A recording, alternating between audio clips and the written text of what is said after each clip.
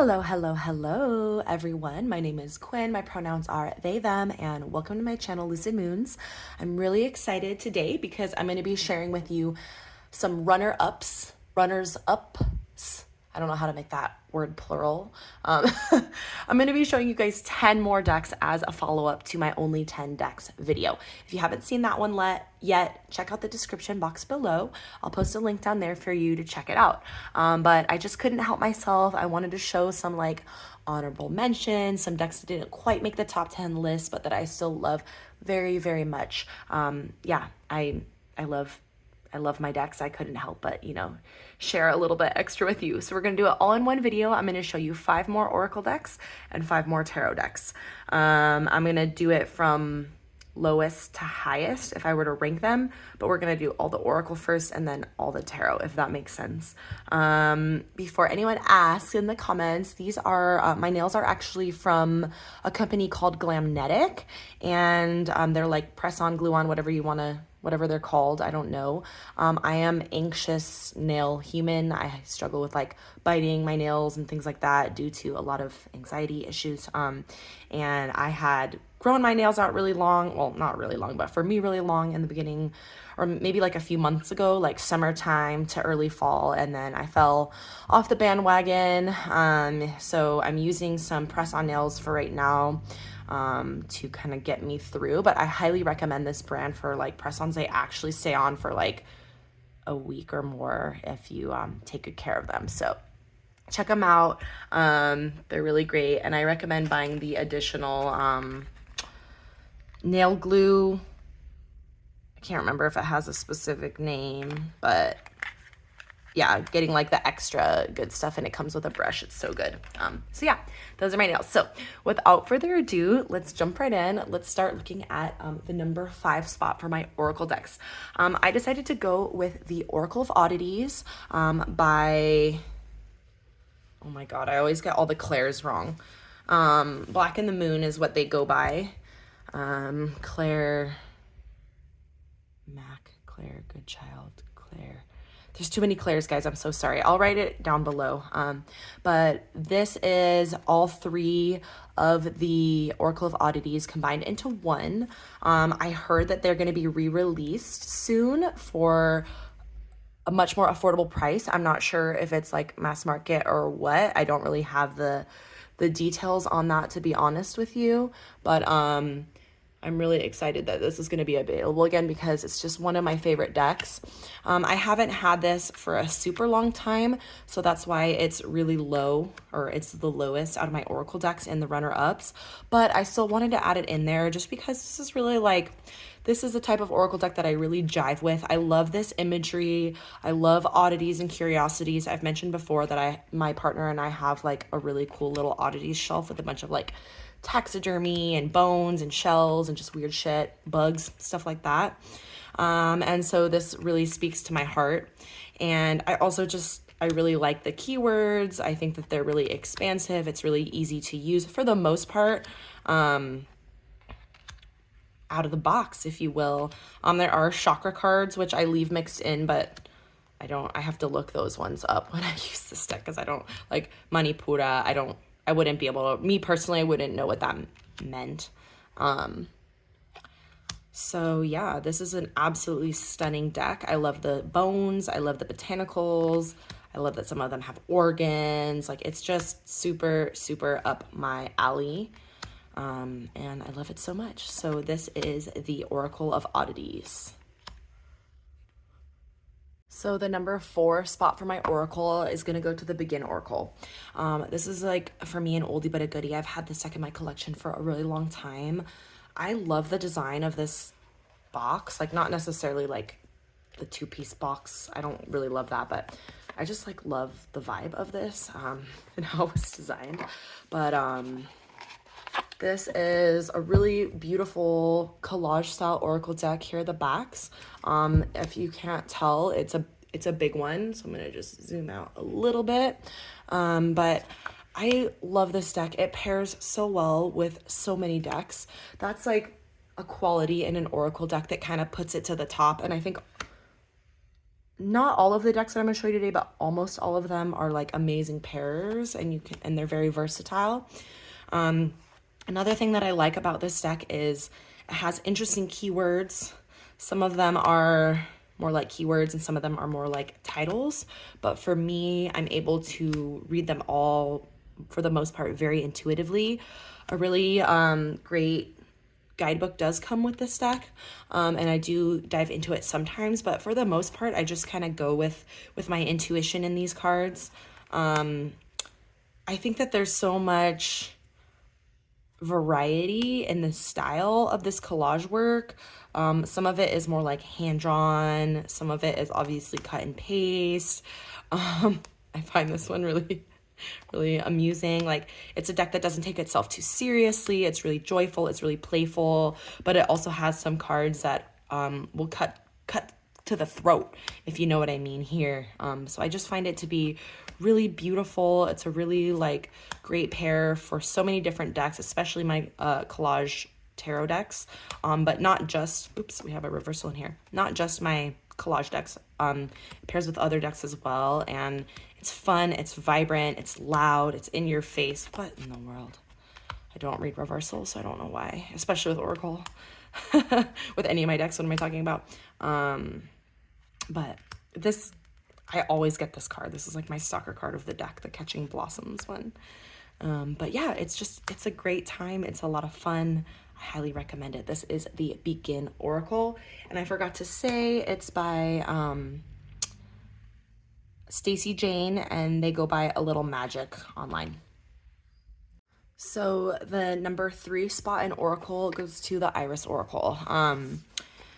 Oh, the box is upside down. I always do that. This is by Spirit Speak, and I wasn't sure when I first got this, like, if it was gonna be for me, because I don't know, I didn't know if the art style was gonna vibe with me.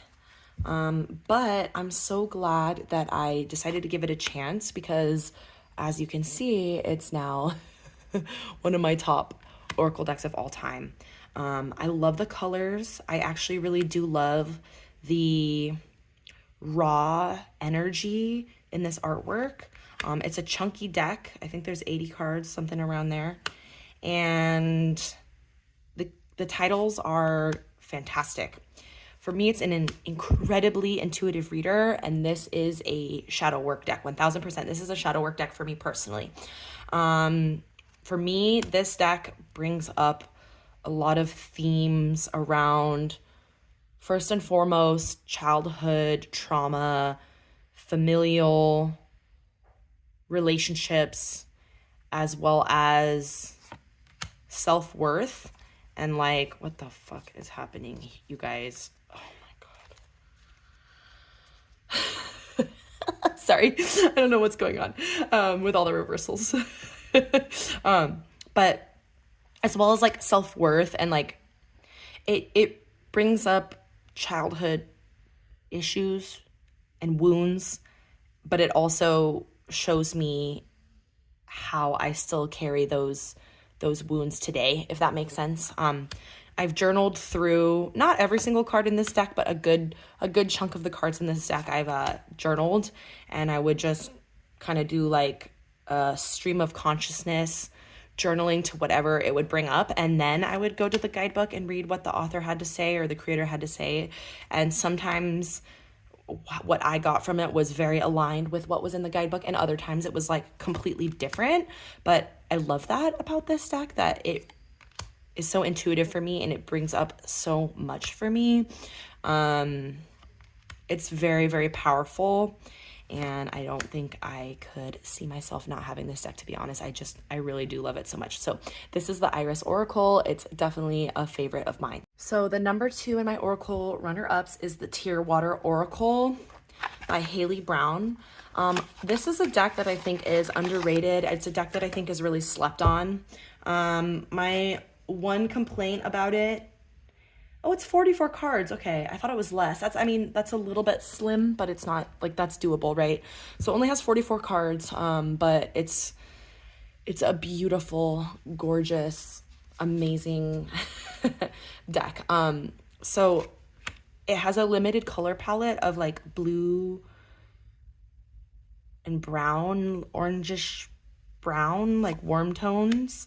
But I find that these titles, once again, are so intriguing, so fascinating, and so intuitive. Greet the Ghosts. I don't believe this comes with a guidebook. I bought this secondhand from Facebook Marketplace. So if it does, I might just not know about it, but I don't think it comes with a guidebook. It's all just based on your intuition.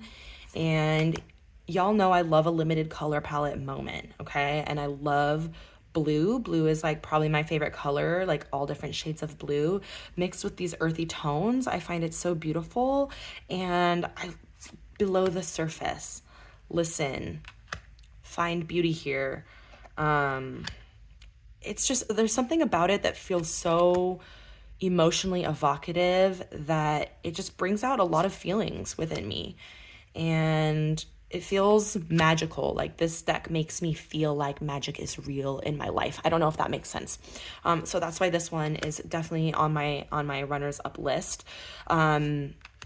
It's kind of a tricky one to pair for me, surprisingly. If you have any pairing suggestions, let me know. I love this little cat and it says stretch. If you have any pairing suggestions, let me know. I do have a couple decks that I do pair it with and it looks really good. I've kind of like finding its way, but it's not like a super aesthetic versatile pair. I think in terms of like what it says and what its messages are, it pairs really well in that way. But in terms of like aesthetics, it can be a little bit tricky.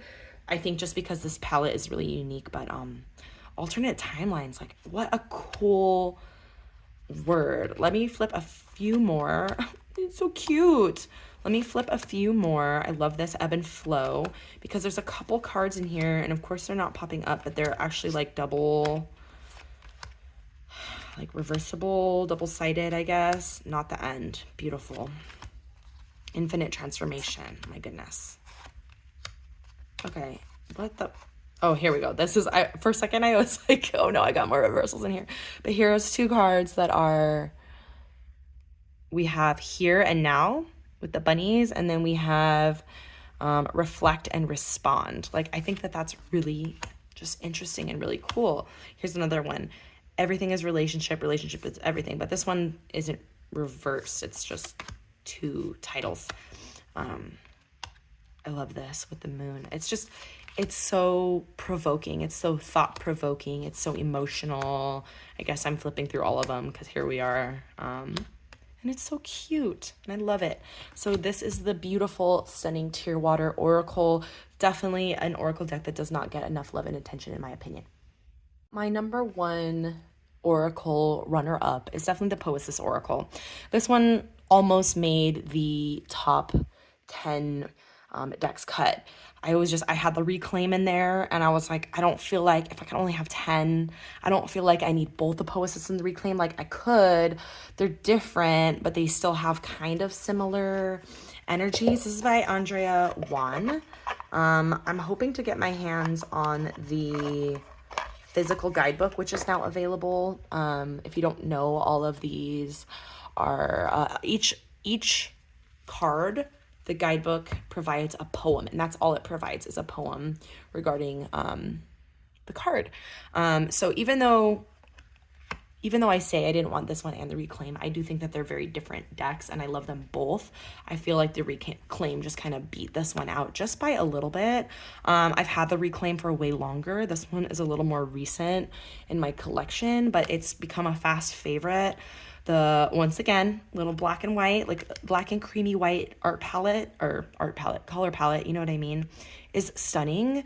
This artwork is beautiful. It's so, once again, I feel like it's very thought-provoking. It arises different feelings, emotions, ideas within me. It's very intuitive.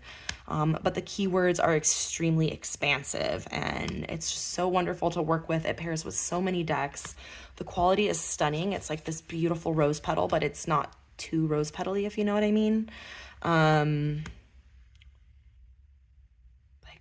oh, it's just so stunning. Yeah. Shadow with the mirror. I absolutely love it. So yeah, what more can I say about this deck? It's just a joy. It's a treasure. It's one of my favorites of all time, and I love, love, love working with it.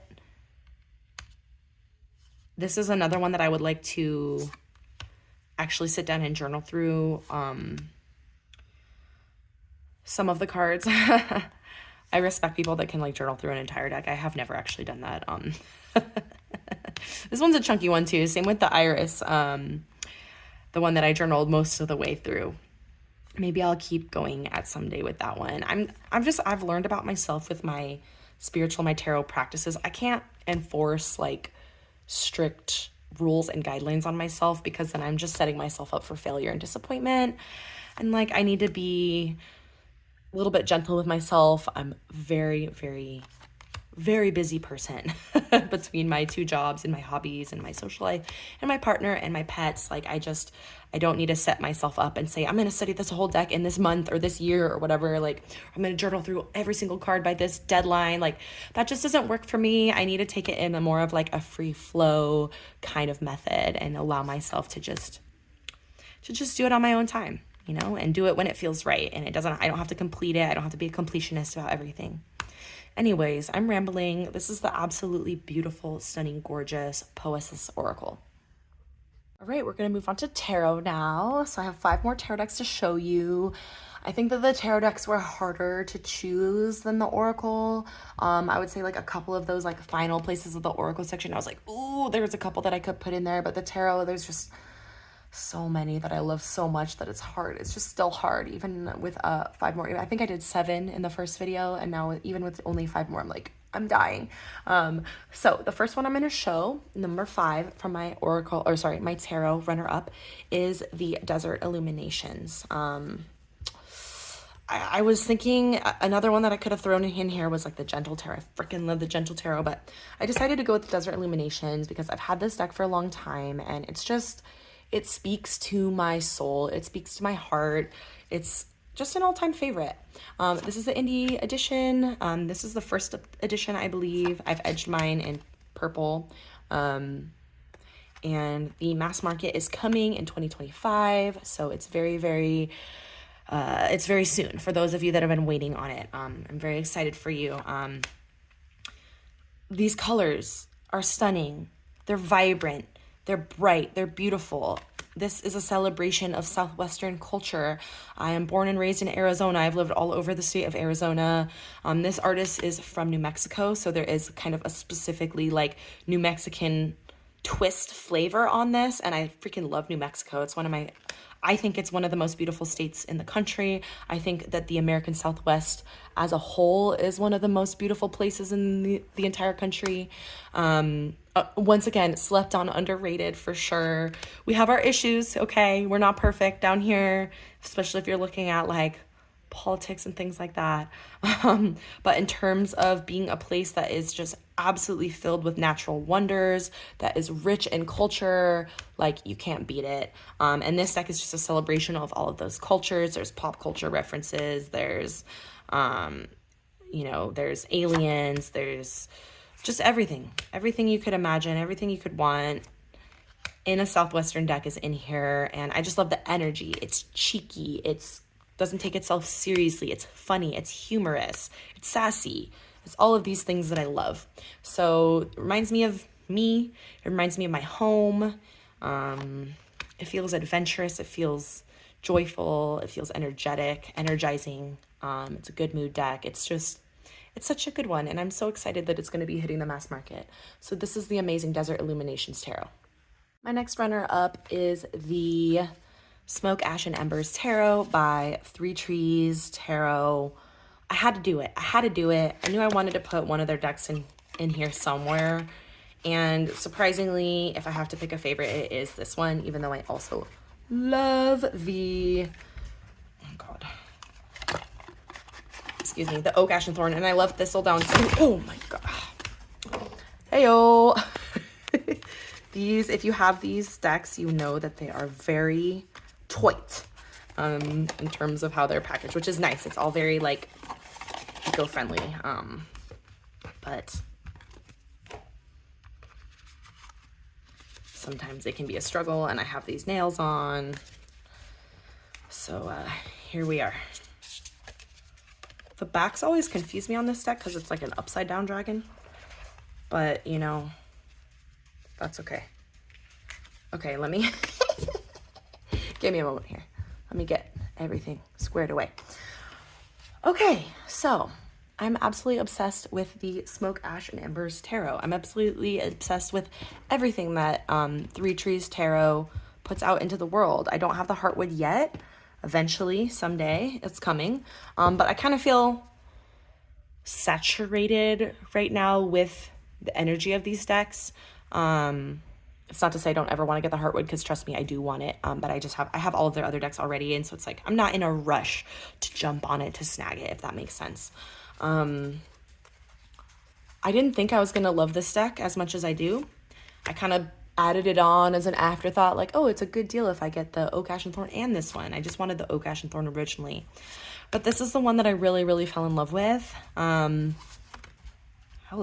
I love dragons.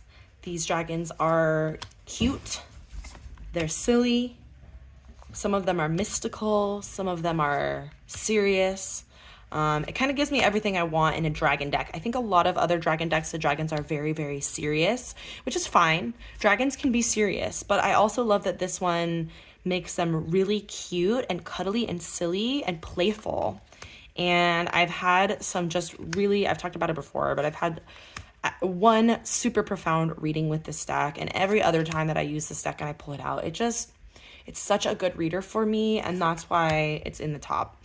I love the images, it makes me laugh, it's cute, it's beautiful, and it's an incredible reader for me. It's very, very straightforward, it's very powerful, it tells me exactly what I need to hear, and it's just beautiful. So this is definitely a favorite of mine for sure. This is the Smoke, Ash, and Embers Tarot. Okay, the number 3 tarot deck and my runners up is the Children of Litha Tarot by Zia Hunt. This is another one that's been in my collection for a super long time. It's an oldie but a goodie. It's an all-time favorite. Here's the beautiful backs. I love this artwork. It's beautiful. I think this is one of the most beautiful decks I own in terms of the art. It's confronting because it depicts creatures and humans slaughtering animals, or animals with like swords in them, and that can be very hard for me to look at. But I think it does it in a way that is really beautiful. It's confronting, but it's powerful, and sometimes you need to be hit with that shit. You need that wake-up call. Rhinos are my favorite animal, or one of my favorite animals. I have a million favorite animals. I love this card. I love the internal consistency, the animals, the animal-human hybrids, the people are all divided up. The elemental energy of each suit is perfect. And like the courts look like they belong to a family. They're just so beautiful. It's a rose petal finish, which a lot of people dislike.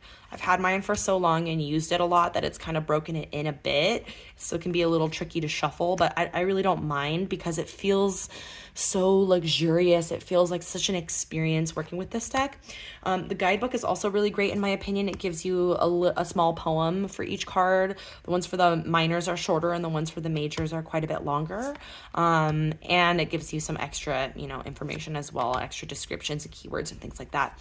So I think that the guidebook is great. I love when artists do like a little poem. I adore that. And yeah, this deck contains a lot of my favorite cards, like my favorite depictions of the cards ever. Like this Judgment is so beautiful. I could just sing its praises all day. It is a strong reader and it can be confronting, like I said. I feel like when I first got it, I was always getting the really fucked up cards of like animals being slaughtered with like 12 swords shoved in their heart. Now I tend to like get those cards a little bit less. I also love, this is like the reason I bought the deck, was this card with the narwhal family for the 10 of cups and the pink, purple, and turquoise. That's like my favorite color combo, if you didn't know. But yeah, I feel like I used to get cards like this constantly, like the really fucked up cards. And now I don't tend to get those cards as often anymore. Like it's kind of like chilled out, but I think I needed, you know, in that time, that's what I needed to see. That's the message that I needed to receive. So it really has just been a longtime friend for me, a longtime favorite, and I adore it so much. This is the Children of Litha Tarot. Okay, my second tarot runner-up is the stunning, beautiful Stolen Child Tarot by Monica L. Knighton. This one was one that definitely I considered for the top 10.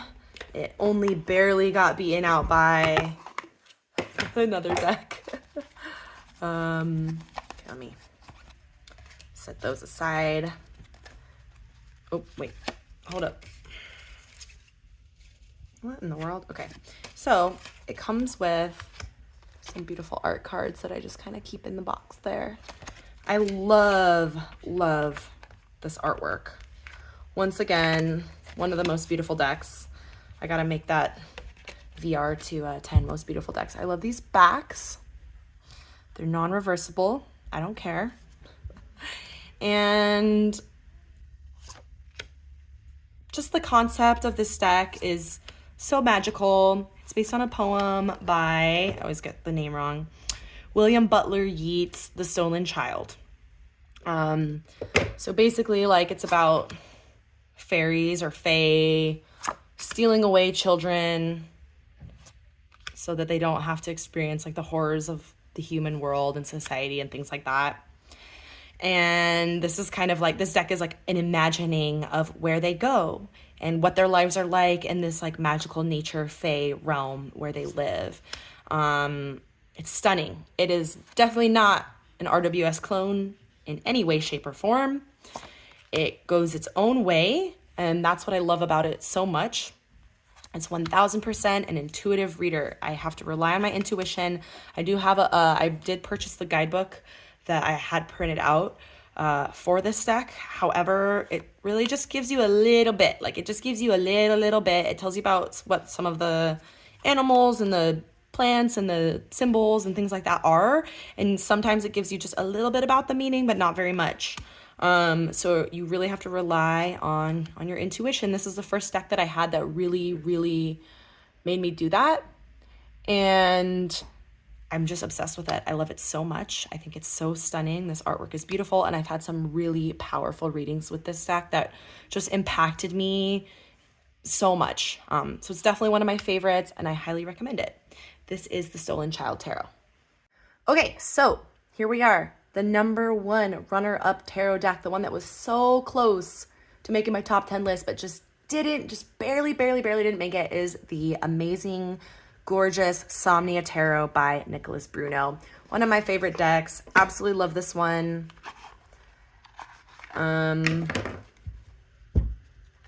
Here's the backs.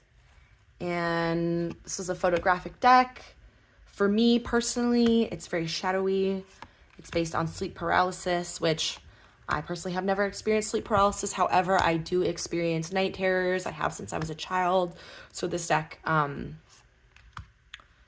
feel very connected to it in that way. The imagery is hauntingly beautiful. It's confronting.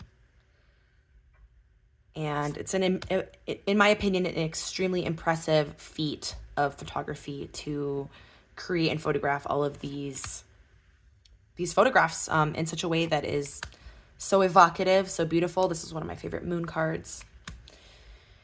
It's powerful. It's a powerful reader. It's a very direct reader for me once again as well. It's easy to read. It tells me exactly what I need to hear, and I just find it to be so stunning.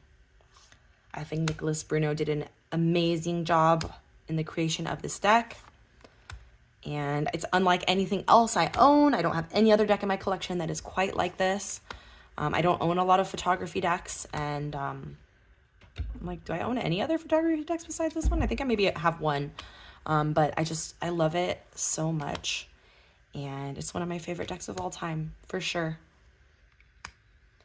So that's my number one runner-up. those were my 10 runner-up tarot and oracle decks to my only 10 decks challenge. Thank you so much for watching. No matter who you are, no matter where you are, I hope the rest of your day is filled with so much magic and so much joy. Bye.